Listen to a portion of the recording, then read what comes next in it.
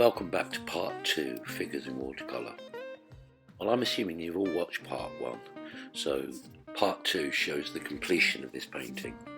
Now, watercolour, well, it needs a lot of practice, and you can trust me when I say that lots of practice will make perfect. Here's one of my practice sheets. I find that limbering up like this improves confidence before starting in on the painting. Try to make all your figures the same size initially, and don't get bogged down by detail. Just stick to basic shapes and silhouettes and shadows.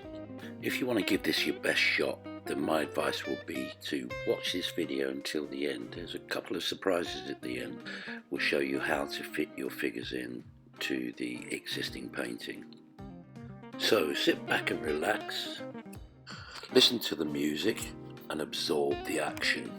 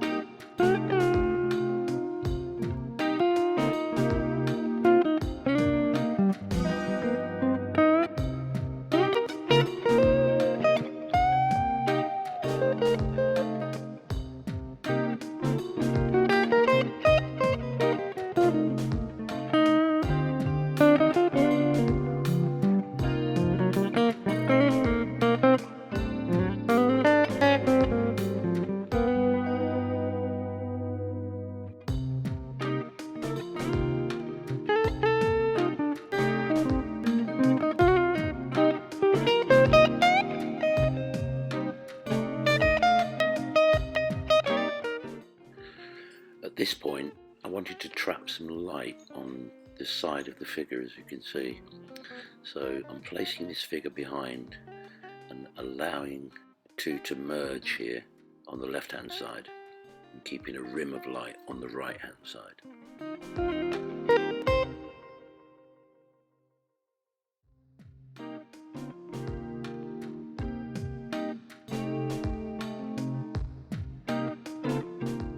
I'm checking to find out where my next figure will go. You saw my brush hovering against the eye level of the last figure.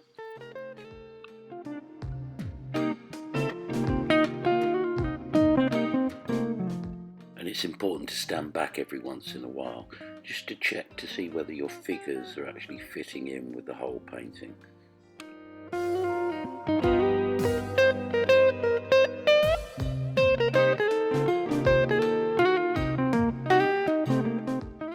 Cast shadows are going from right to left, so it's time to put in a few more here.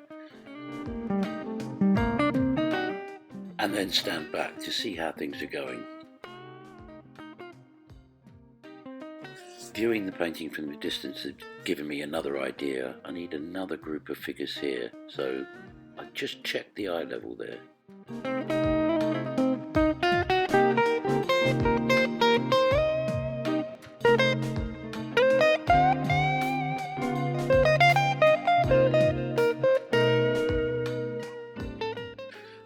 A word of advice, if it's going well, don't rush. Try to work at a moderate pace, something that's comfortable for you. Too much rushing causes errors, and then of course panic sets in, and we don't want that.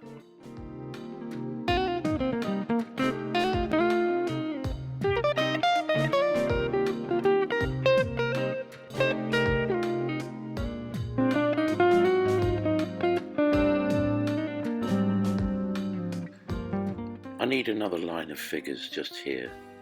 I think a group of 4 would be a good idea. Going between two colours, as you can see, the cobalt blue and the burnt umber, but I've added a little bit, or a little touch I should say, of permanent rose.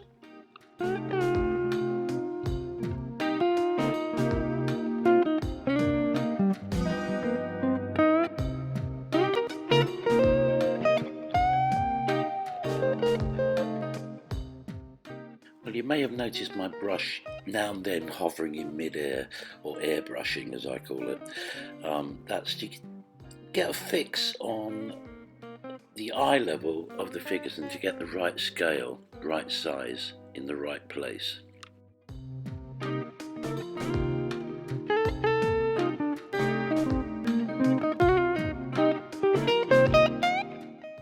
I added some China white to the cobalt blue here. It will give it a little bit of body and make it able to cover some of the darks that go behind it. You will want this mix to be a single cream consistency so that there are not too many lumps appearing.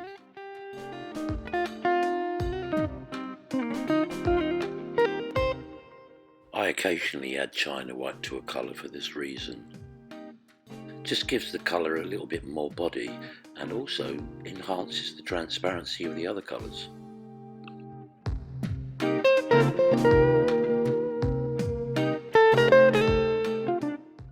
I think I'll add a Venetian lamppost at this point, and I'll make sure that it goes above the buildings in the background, so not to cause a conjunction.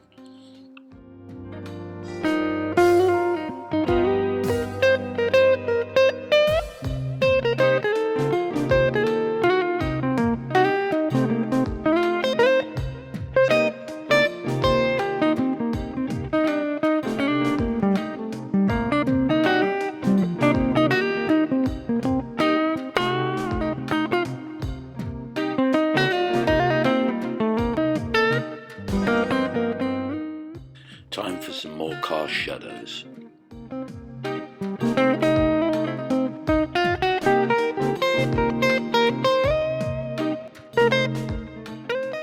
I'm using cobalt blue with some permanent rose in the mix.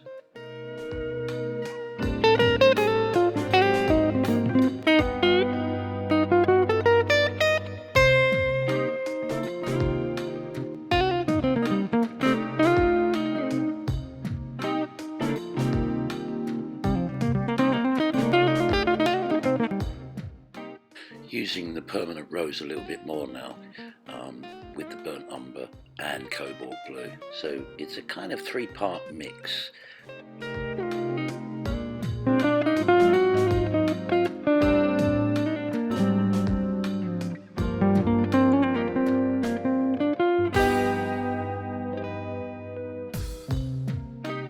Let's zoom in on the colour mixing here.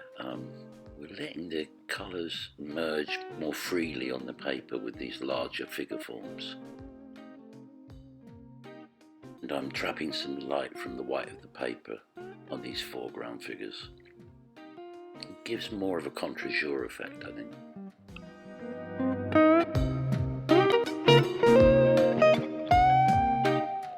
And I don't mind if there's just half a figure showing in the front here. I think that gives a little bit more of a snapshot view of this scene.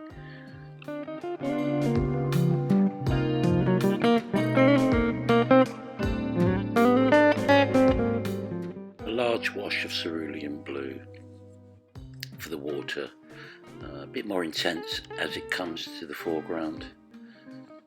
Leave some white showing as well.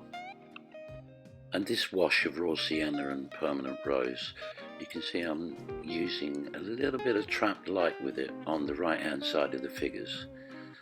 This will be a large wash to cover the whole of the foreground.